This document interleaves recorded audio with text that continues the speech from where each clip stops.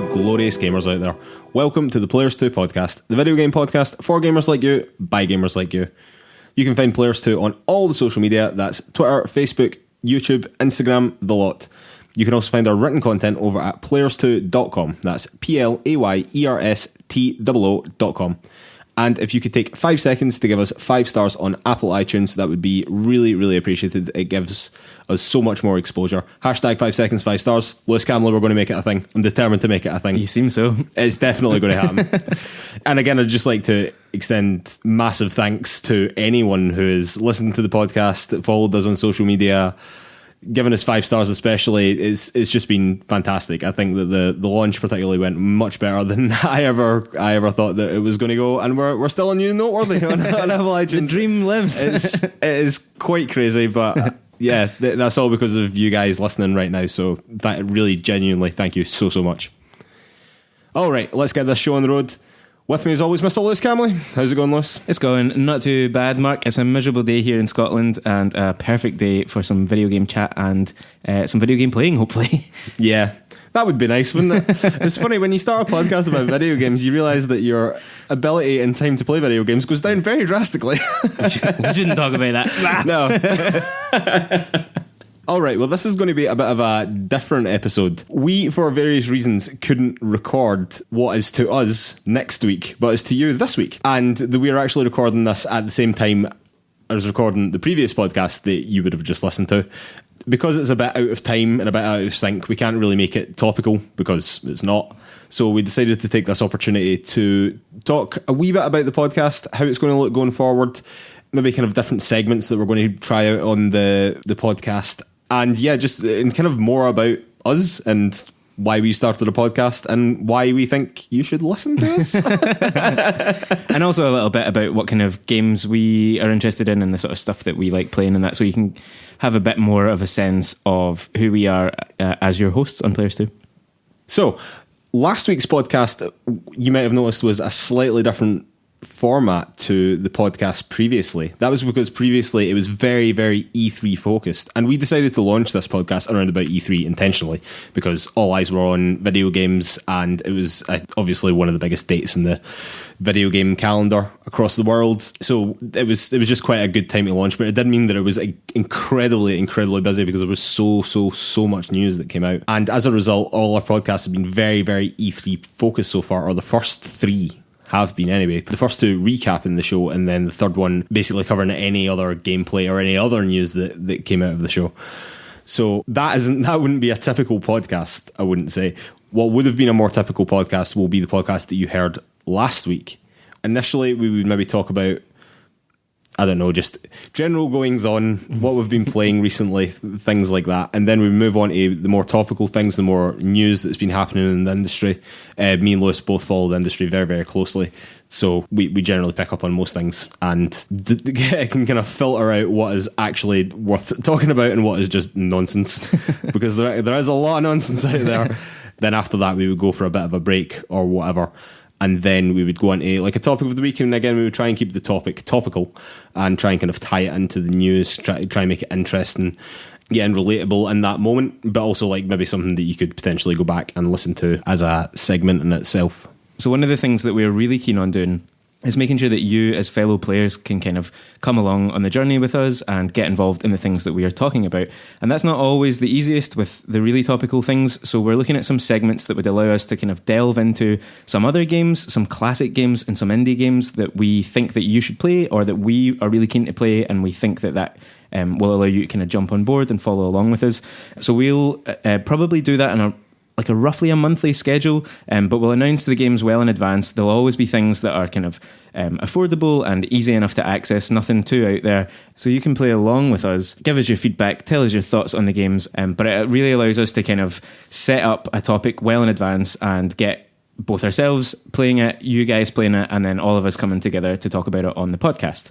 Yeah, so this just allows us to engage with you. It allows you to engage with us through your feedback, which we'd really appreciate if you chose to play along with us. And like we said, we'd give you a month's notice as well, and that gives you a whole month to play the game. And we would also be open to suggestions as well. If you would like to contact us on any of the social media, that's Facebook, Instagram, YouTube, What's the other one? Twitter. I keep on forgetting about Twitter. Yeah, it's the main one. I know it's the main one. We really like Twitter as well. Twitter and Instagram. I like Instagram as well. I wasn't a big social media guy before the podcast list, but as it turns out, I quite like Instagram. It's strange. You're becoming an addict. Well, I think that's a thing a bit far from that, to be honest. But yeah, we thought that would be quite a good segment, and it would just get us all as a kind of small starting out community, just to all play one thing, all harmonise over one thing, and just gives us something nice to all talk about. And if you have any suggestions of things that we can do, good ways to interact with you, good ways that you would like to interact with us and give us feedback, and maybe even you could suggest a topic of the week, or you could suggest a new segment. If you've got any good ideas, please let us know. Again, you can reach out on all the social media. We're been pretty responsive, I think, so far to comments and things like that, or at least we're trying to be. In between our normal working lives. Yeah, and in between actually trying to do a real, quote-unquote, real job as well. Yeah. Sneaking looks at Twitter while on the toilet. That's 90% of our podcast preparation. So I think we should announce our first game right now, which is Into the Breach. This is by Subset Games, mainly run by two guys called Justin Ma and Matthew Davis. These are the two that are also responsible for the game FTL, Faster Than Light, which could also make an appearance on this section at some point. But yeah, I think we'll first start off with Into the Breach, and 4 weeks later we will discuss it again on Topic of the Week in the podcast. Perfect, yeah. And if you haven't played Into the Breach, or you haven't got a copy of it yet, it's on Steam and the Nintendo eStore, both for £11.39 in this country at least. So it's not too expensive, and it's a turn-based strategy kind of puzzler. So it's not too much time investment, but a lot of fun. Yeah, and we'll post the links to Steam and the Nintendo eShop, and we'll post about it on all our social media, so you can keep an eye on that. And yeah, definitely come and play along with us. It's a really fantastic game. If no one's played it before, I think it was a bit kind of niche back in the time, but it was up for a lot of game awards and things like that when it was first out. Was it last year when it came out? It's split over the year. I think it came out on Steam first. And that's right. I think it did come out on Steam first, and then later on I think Switch. both in 2018. Yeah, really critically acclaimed. It's a great game. You should have no hesitation about spending £10 on it if you can afford to spend £10 on a game. Okay, well, we take a wee break, and then we will return and we'll talk about us. Talk more about us for a change. Talk about us. Yay! And we are back, and we're going to talk about us for a little while, and hopefully not an egotistical way, but just so you as a listener kind of get to know us a little bit and kind of know where we're coming from and what games mean to us and why we started doing this in the first place. If you listen to our little teaser episode, you'll have heard in there that me and Lewis have known each other for over 20 years. In fact, knocking on the door of 25 years, which is slightly terrifying. 25 long years, Mark. And we met when, Lewis was 4 and I was 5. And our very first interaction was when I was on a scooter and Lewis lived literally round the corner from me when we were kids, up at the top of a hill, and he and his sister and one of our neighbours was at the top of the hill, and I was scooting by at the bottom of this hill, and Lewis's very first words that he ever said to me were, "Ha, that scooter is a girl's scooter because my sister has that scooter," and everyone laughed at me. And then me being a courageous young child at the time, ran back into my house and never came out again for about a month. Ironically, probably playing video games. And he still rides that scooter today. Yeah. That's my main mode of transport to work. I just scoot there. Yeah, so we used to play games all the time as kids once we got over that terrible hurdle, which I had completely forgotten about, and I apologise for that awful sort of genderisation of a daft scooter. From that point on, we got really into games. I think we both had slightly similar kind of early console kind of generations and that kind of thing.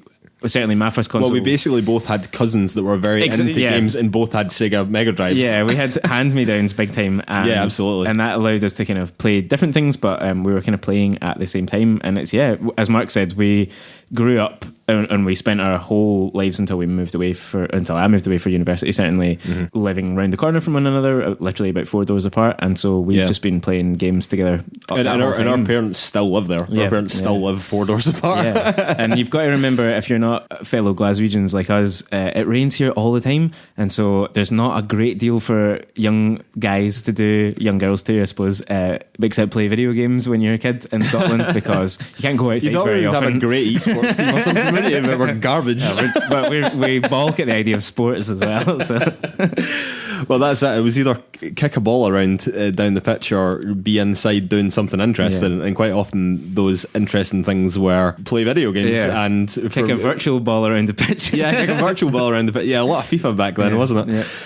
Basically, all this time later, we still really enjoy playing video games. We still enjoy playing video games together. We still enjoy talking about video games, and that's really how this podcast first came to be. It was just a way for us to facilitate ourselves talking more about video games, and quite frankly probably being able to justify it instead of doing, I don't know, something quote unquote more important.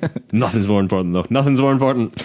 Yeah, and we found that gaming was still such a massive part of who we were as adults, but we didn't really have as much time for it as we used to as kids, or as Mark kind of alluded to there, felt that we could justify that time for it. So setting this up, it's actually been quite a long time coming, but in the early stages of that, it just allowed us to get together, talk about games well before we put microphones in front of us, just to get up to speed with what we'd been playing. We'd kind of been going in different directions with our gaming over the last few years. Yeah, definitely. And so doing this has kind of allowed us to just really get back to what we were doing when we were 7 years old. Yeah. Yeah, after the scooter incident, this is basically all we've done. So yeah, I think what we should maybe talk about is some of our, like, how we feel about video games, maybe our favourite video gaming memories, not necessarily with each other, just in general. Some of our favourite games, things like that. Do you want to kick things off? Sure, yeah. There's a big open question. I guess for me, as Mark has said on one of the previous episodes of this show so far, I am a diehard PlayStation boy, pretty much. I've always owned PlayStation consoles since PS1. I've had each of them since then. Never owned an Xbox. I have no current intention to do so either.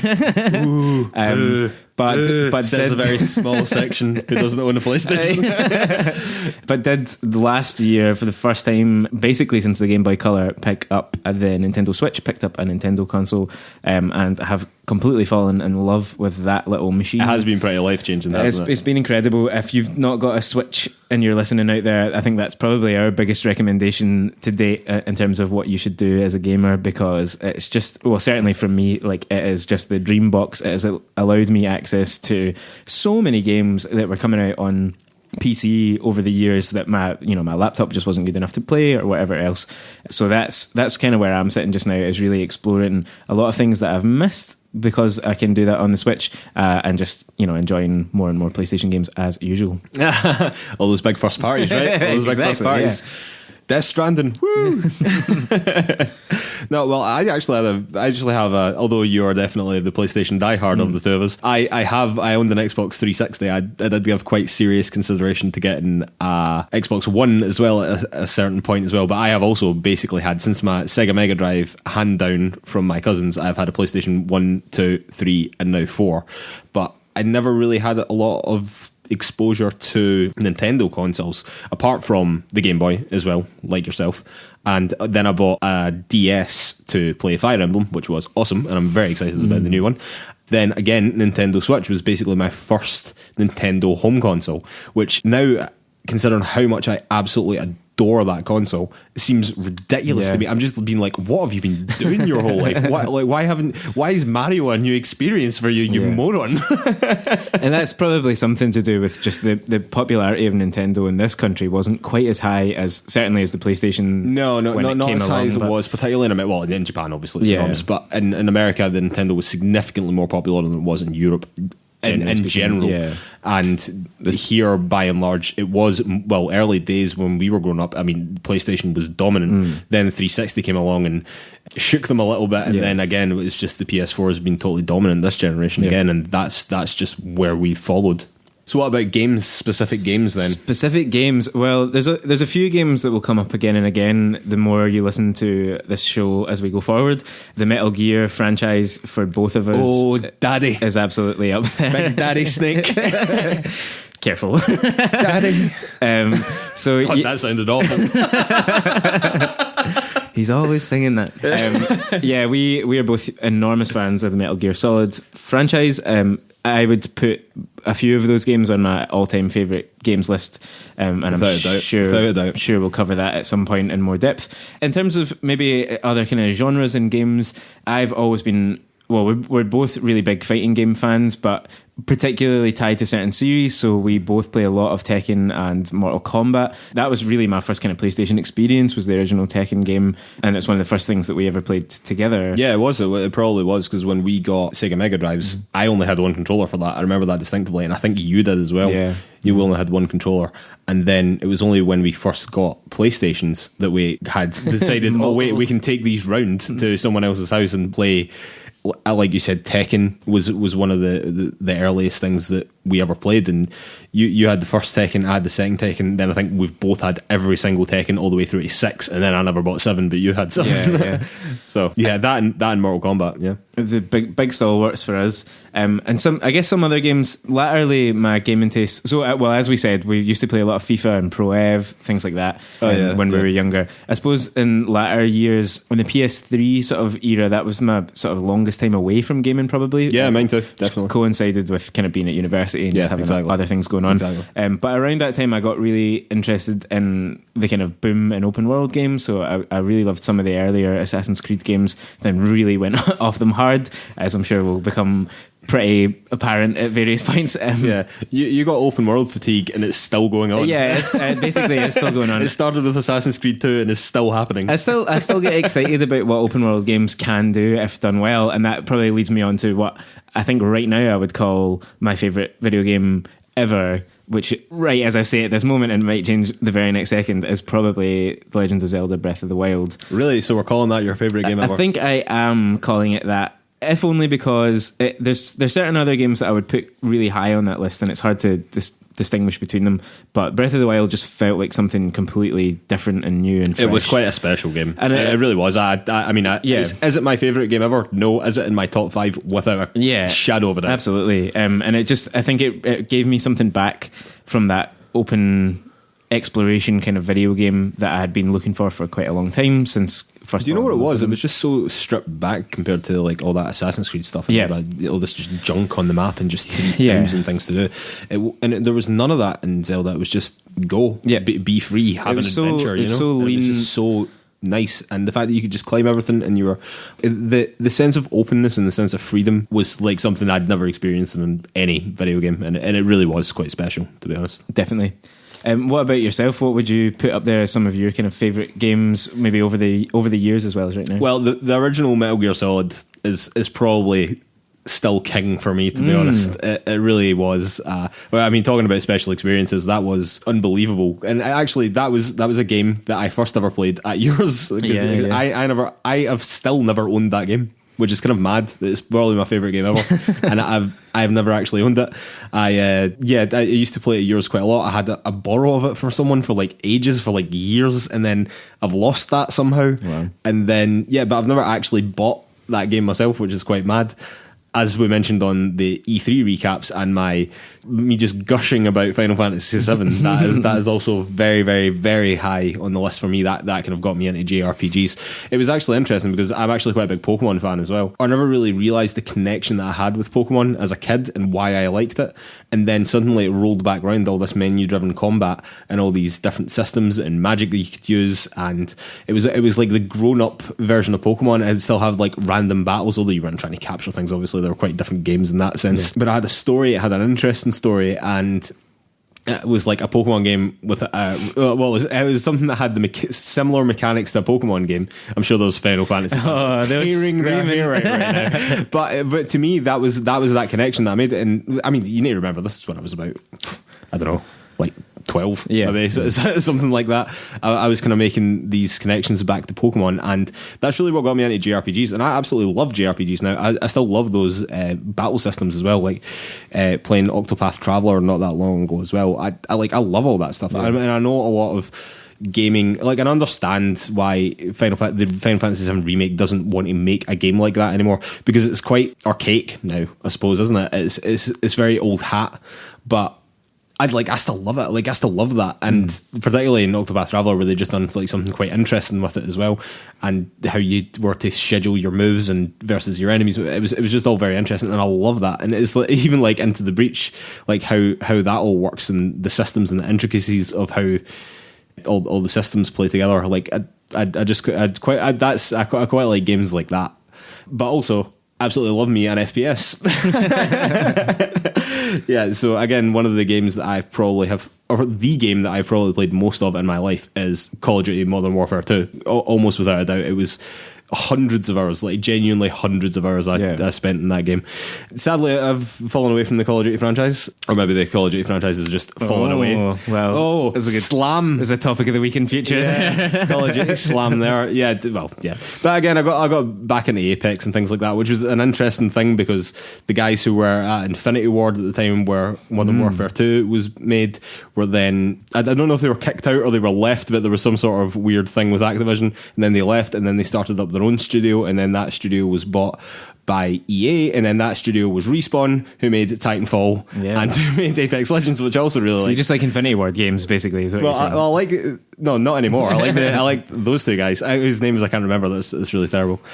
Yeah, but I love games like that. I mean, another game that we played a lot back in the day was Time Splitters, and I used to love that as well. You know what I mean? Even those are like arcadey style feeling games. You know what I mean? Not like in the military shooters like Call of Duty, but Apex feels like that in a lot of ways as well. Definitely. It feels very arcadey compared to other games in the kind of battle royale genre. In particular, it feels very kind of fun and arcadey. Yeah, definitely. But I'm struck by that you seem to have gone round in a circle back to the kind of stuff that you liked a few years ago. You're coming back to those FPSs, you're coming back to those JRPGs. What other sort of stuff excites you, do you think, going forward? Like, what games are you looking forward to playing? Honestly, like, a lot of things that excite me now are really, really innovative indie games. Like, I get really, like, having played recently Celeste, which was just an absolutely magnificent game. Into the Breach as well is another one. That's an absolutely tremendous game, and if you can afford to spend the £10 on it and play along with us, you really should. Like, you will not regret it. It's a superb game. Hollow Knight as well. Like, Hollow Knight, we're talking about Breath of the Wild. The Hollow Knight is easily one of my favourite games ever now. That is a remarkably good game. So it's things like that that really excite me now. So like the new Hollow Knight that's coming out excites me much more than Watch Dogs Legion. Yeah. Not that there's anything wrong with Watch Dogs Legion, and by all accounts Watch Dogs Legion looks really good. Yeah. And I'll probably play Watch Dogs Legion, but it's just not for me. Like things like Ori and its like absolutely beautiful art style is just absolutely stunning. I recently played Braid for the first time, which just has an excellent time mechanic in it, and I just love it when an indie game like that has the freedom to just play with the mechanic and just stretch it to the absolute peak of its performance. And then also these people tend to be very, very creative and very, very free to spin great narratives within that. And that really is what gets me excited in games now. It's great story, it's great mechanics, it's things like that. It's not necessarily the next Call of Duty now. Yeah. Like, the next Call of Duty doesn't really do much for me anymore. So do you have anything you want to particularly highlight, like greatest gaming moments or anything like that? Greatest? I mean, there's loads, I suppose. My single greatest moment, which you know what I'm going to say because I say it all the time, and it's in reference to an early experience of ours from Tekken playing together. It was actually surprisingly unearly. Like, I was fairly seasoned when this happened. Actually, it must have been Tekken 4 or something. I guess. I think it was Tekken 4. Actually, just a really incredible moment where we were playing a team battle. That's generally what we always played together, was the sort of 8v8 team battle, and we really carefully curated our teams and thought about who each fighter was going to be up against and that kind of thing. And he had defeated most of my team, I think, well, all but one character in the end. No, there was two characters left, but it was irrelevant. Anyway, and he still had maybe 6. All of them. Was it all of them? It was the whole team. And I inherited my best character in the game, which is King, the jaguar-faced wrestler. Yeah, that one with the jaguar head that you've all seen from Tekken. And that one. he decimated. How many did he decimate? How many players? I think he did 6 or 7, and then you finished off the match by winning with Kazuya. So you beat an entire team with 2 characters. So thanks for making me recollect that, Lewis. That was pretty much the best moment. We were both screaming with laughter by the end of that. Yeah, I genuinely couldn't. I think it got to the point that I basically couldn't fight because I was laughing so much at the ridiculousness of that situation. Yeah. So that's probably my biggest moment between us. Another one, I suppose, is a bit of our playthrough together of Metal Gear Solid 3 Snake Eater. Yeah. That was a good bit. This is probably one of my favourite moments in gaming history ever. So although I had my hands on the sticks, we were kind of playing it through together at this point. And we were this was on release, which I think was in 2004 or something like that. Yeah, we were young when this happened. Yeah. So I'd have been about 12, and we were doing there's a battle against one of the sort of main villains in the game. The End is his name. He's it's a sniper battle essentially, and I just refused to play it that way and went sort of full scale Rambo on him. If you've never played this level, it's like one big fairly open map where you and this fellow kind of stealthy hunter are chasing after each other or trying to find each other on the level. And instead, I mean, long story short, basically, in the end, I just you machine gunned them in the face with the sniper rifle. Yeah, just from about I don't know 6 feet away, a couple of yards. Ridiculous. Yeah, just blew him away with a sniper rifle. Chucked a bunch of grenades at him, and the battle, which for some people at that point was lasting hours and hours and hours, took me about 15 minutes or something. Yeah, I remember that. Yeah, there was. So one of the things that was very nostalgic for us is the old official UK PlayStation magazine that used to get as demos and things like that, which was very good. But I remember reading an article on that. It's like, yeah, this fight can take you like up to an hour and things like that. And then I got to it, and I'd already played and beat the game before, and it took me a while. Like again, I was only 12 or something at the time, so it probably took me like about 20 minutes or something like that, half an hour. And then it took Lewis like genuinely about 4 minutes. it was because I was like, right, you need to prepare yourself. You need to really think about where you're going to be and where he's going to be, and you need to be real stealthy and real tactical about it. And then he just shot the man in the face about 5 or 6 times, and then that was the end of that. Get the job done, Mark. Yeah, because for some reason they just refused to run away from you. Whereas when I was trying to do it, it just was running about like a headless chicken all over the place. But he just stood in front of you, letting you shoot him in the face with a shotgun. It was absolutely bizarre. He knew he was beaten, you know. he knew he was beaten. What about yourself, Mark? What big memories have you got? Honestly, like for us, apart from just general playing of games, like just playing Time Splitters over and over and over and over again, and then setting the kills on the death match to like 1,000, so that we did a team death match, and it lasted for about an hour, which is just ridiculous. Like I used to love shit like that, and then we used to play Burnout 3 Takedown again is one of my absolute favourite games ever as well. And again, it's because we used to play it all the time, over and over and over and over again. Yeah, just remember that one particular map, which I think was called Lakeside, that we just used to play endlessly over and over and over again. And it was like one of the easiest maps in the game, I think, but we just like honed our skills like down to, I think that we just done the whole thing without crashing and just going crazy speeds and things like that. And I'm just thinking back to that, like what age we must have been when we were doing that. And we went back to play it not that long ago, and we were absolutely garbage at it. That was really bad. I wonder if there is just something about that point in childhood, or if it is just when you're playing games that much that you can just enter that sort of trance-like state that we must have. I mean, well, the thing is that we must have put I don't know, 200 hours easily, like comfortably, like that, maybe 300 hours into that. And yeah, when you've put that amount of time into a game, I think you can safely say you kind of know the ropes. You know what I mean? Whereas we were just jumping back into it for a 15-minute go, and we were absolutely crap. It wasn't pretty. No, it was quite sad actually. There was one of these games that just holds such a special place in my heart, and then we went to go and play it again, and we were absolutely dog shit. You have aged. All right, so I just wanted to talk maybe slightly about like how we feel about video games, just kind of generally, and kind of touch on some of the more hot topics in a very quick fire, let's not get too deep about it sort of way. Yeah. So first of all, I think that we can both say that we feel that video games like truly are an art form. things like the rise of indie games, particularly, like, I feel like really, really shows off like what games can do and how games can make you feel. Particularly games like Celeste, like what Remains of Edith Finch, or just like a couple of the many games recently that have just really been pushing incredible narratives, or like doing really, really interesting things mechanically. And I just think that is particularly why I love indie games. But it's also nice to see that the industry is evolving in such a way that big businesses and shareholders now realise that producing amazing content on a AAA level is actually what is going to sell your games. Thinking of God of War and Horizon Zero Dawn and the new Spider-Man, for example. Like, I've just named 3 PlayStation exclusives. That was not intentional. But they have been doing pretty well recently, and in all seriousness. Yeah, just dedicating that money and those resources. Even the latest Assassin's Creed, Odyssey and Origins have both been incredible games, and it's just make the product good. And this is why I think that things like microtransactions are just so anti what gaming can be. You know what I mean? It's just a money making machine rather than an expression. It's not an art at that point. It's just, oh yeah, make them play this game just to facilitate putting in these gambling like transactions on them just to get more money off people than the base cost of the game. And I know there's a lot in that. There's a lot to be said about how much games cost now versus how much they cost to actually make.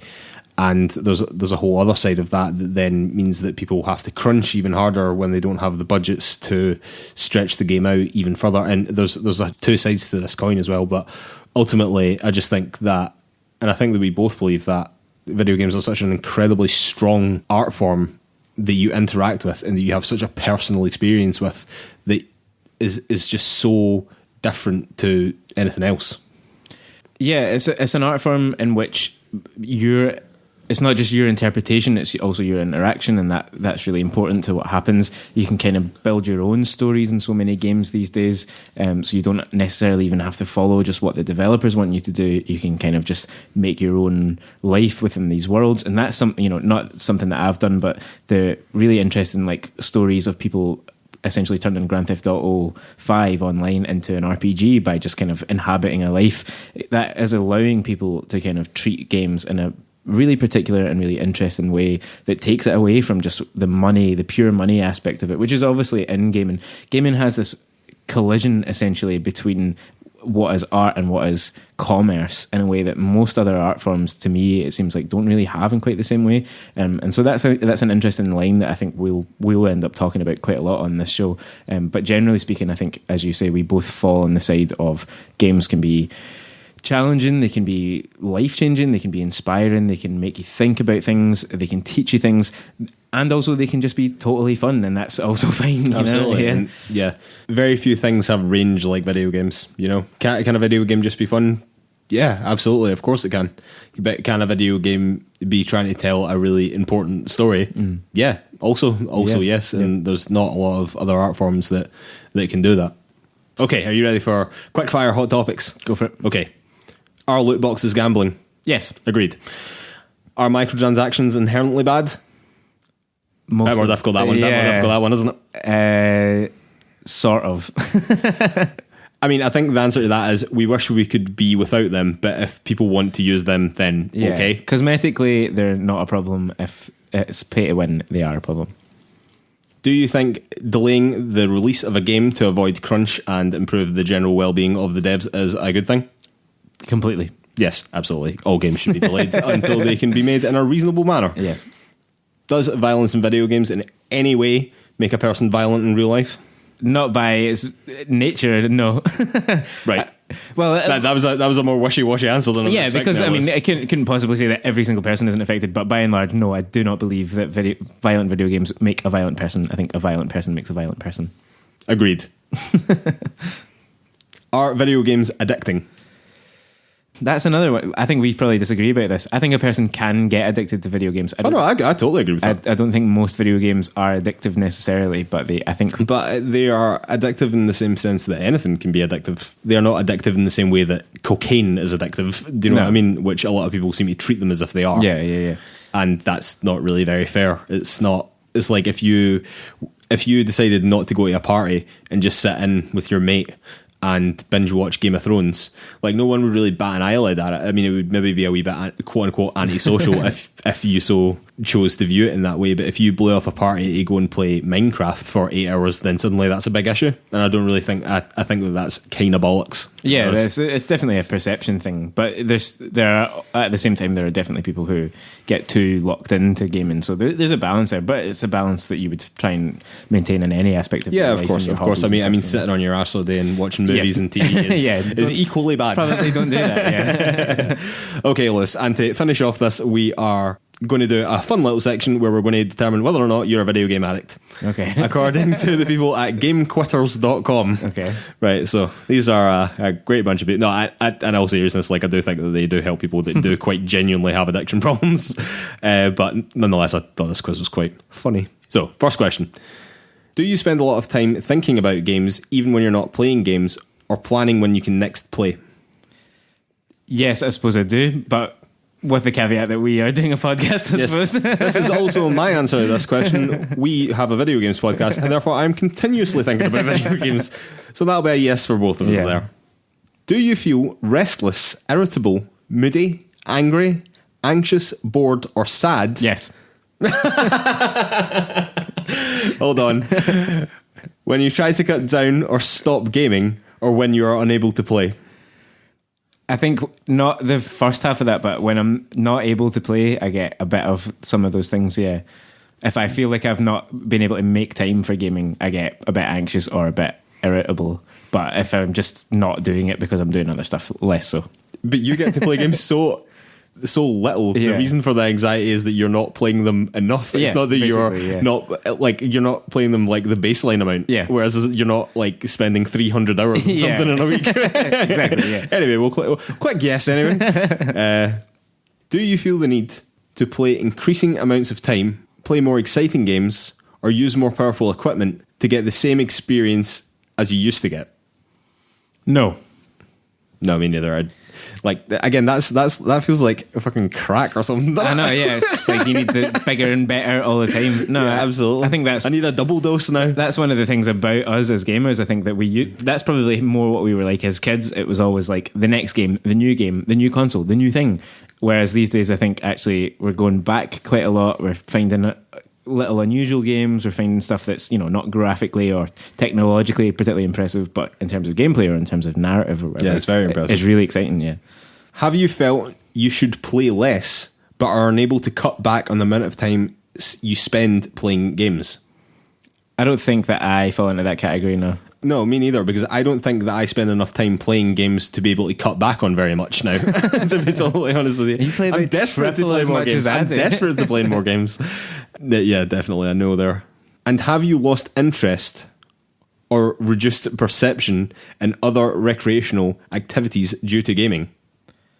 I again would say that's a sort of a soft no for me. A soft no? Interesting, that's a definite no for me. Well, I think that's a yes for you, isn't it? Is it?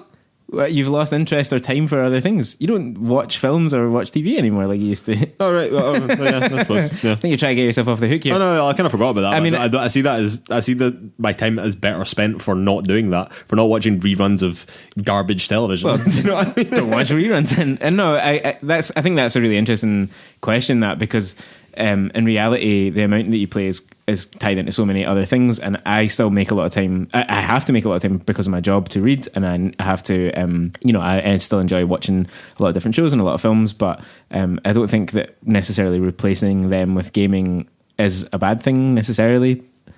Definitely not. Have you continued to play a game even though you knew about the negative consequences, such as not getting enough sleep, being late to school/work, spending too much money, having arguments with others, don't know how really that factors in there, or neglecting important duties? Have any of your important duties been neglected? I don't even know what they would be. Exactly. I have been late to work because of gaming before, definitely. Have you? That's really bad. Not now, but I went through a bad summer at uni where I played Football Manager, just way too much, like too much. Were you a wee bit addicted? I was completely addicted at that point, but I just didn't really have much else to do. I was living alone in this small town, and there was no one else around for like months. But it used to mean that I would get to my job maybe like 20 minutes, half an hour late some days because I was just like finishing a match. They won't be listening though, so it's fine. Just 3 more questions. The question actually lets you know that. Have you been deceptive or lied to family, friends, or others about how much you game? Or tried to keep your family or friends from knowing how much you game? I don't really know how that second sentence is very different from the first one, but... I don't think I've done that. No, I don't think I've done that either. No. Like, I'm very proud of being a gamer. Like, really, like, when people ask me, oh, do you play a lot of games? I'm like, yeah. Like, yes, I do. Yeah. I don't think I've ever spoken about it to my family. Yeah, never be ashamed of being a gamer. Never been ashamed of admitting that you enjoy playing video games. Do you game to escape from or forget about personal problems or relieve uncomfortable feelings such as guilt, anxiety, helplessness, or depression? Like, no, I guess I use games to de-stress quite a lot. I don't. Yeah, me too. It's not mentioned in that list there. I don't use it to escape from my troubles, I don't think, but I use it as a way to unwind, I suppose. Yeah, definitely. Yeah. Yeah. Oh, God, I really. But some people must do that, I guess. I guess teenagers in particular might do that. But yeah, if you are a person doing that, seriously, get like proper help, because that's mental health issue potentially. Yeah. If you're using video games to mask over these things. Yeah, don't use video games for that. Bit of de-stressing though. Totally cool. Definitely. And finally, have you risked or lost significant relationship, job, education, or other opportunities because of gaming? Well, it sounds as if you were on the cusp of losing a job back in the uni days. I was indispensable. That's bollocks. That's the key. Be really good at it, and then people won't question why you've turned up 20 minutes late screaming about how your star striker isn't putting the ball in the fucking net anymore. No, I don't think I've ever done that. Okay. Oh, what, they make you put your email in it then? That's ridiculous. Oh, for God's sake. Okay, Liz, that's been submitted to you. You should have a wee buzz in your phone momentarily there. Oh, you only met 3 out of the 9 criteria for video game addiction. That's nice. Yeah, I mean, I wish I was a bit more addicted in some ways. I don't feel like I get half as much time as again, this is the interesting thing, is that I just think these surveys are so unbelievably odd, because if you replace the term video games with television in almost every instance, I don't really understand why people think that that's different, because actually watching the television or watching a movie is just so much more passive. Like, you're so much less involved, you're so much less engaged than you are playing a video game. I think that has real value. Definitely, yeah. The other thing that, like, just watching TV can do, it just can shut down your brain. You're not thinking about anything. You're not. Your hands are free to just eat instead of being on social media. Glued to the sticks, exactly. Yeah, on that Instagram. It's a big problem with certainly our generation's attention span, is our ability to multitask in that way. And gaming kind of doesn't really allow you to do that. You have to, generally speaking, you have to be looking at the screen, using your hands to progress. That's the beauty of video games, is there's constant interaction. I mean, you have to be paying attention, whether it's generally speaking, you have to be paying attention, whether it's cutscenes or like just from a story perspective, or you have to be paying attention to what you're actually doing in the game, because it requires some level of interactivity. Anyway, we'll call it a day there on this episode out of time. Yeah. I don't know. I hope you guys enjoyed learning a little bit more about the podcast, why we did the podcast, than about me and Lewis. Yeah, please come back. Yeah, please come back. They won't all be like this. We promise we will never go on like this about ourselves ever again. No, it's a very un-Scottish trait. Yeah, This is very much a one-off. Very much a one-off, ladies and gentlemen. Okay, so please follow Players2 on all the social media. That's Facebook, Twitter, didn't forget this time, Instagram, YouTube, all that good stuff. If you're on social media in any form, we're probably there at Players2. If you want more of our written content, you can find that over at players2.com. That's playerstoo.com. And if you could please take 5 seconds to give us 5 stars, hashtag 5 seconds, 5 stars. It would really be appreciated. It does a huge amount for our exposure on iTunes. There algorithm is kind of mad and I don't really understand what it's doing most of the time, but it seems to be liking whatever you guys are doing for us. So thank you very, very much for that again. And if you could take 5 seconds to give us 5 stars, it would be really, really appreciated. And remember, we're going to be playing Into the Breach over the next month, so jump on, play along with that, and give us your thoughts. You can do that on social media. That's probably the easiest place. Jump on, tell us what you think, and we'll incorporate whatever we can into the show. And just one other little shout out, if you've enjoyed any of the music that you've heard on this show or on the little teaser, that was produced by Mr. Lewis Den Hertog. And also we need to give thanks to Mr. Joshua Smythe for making our logo and our general kind of graphic design for the website and the podcast. It was really good to get a really slick, we think, looking website on the go, and we hope that you're enjoying that too. Yeah, big thanks to those 2 guys. They were really, really, really helpful. Really helpful when we were trying to get this off the ground. Okay, catch you later, guys. Thanks very much. Bye.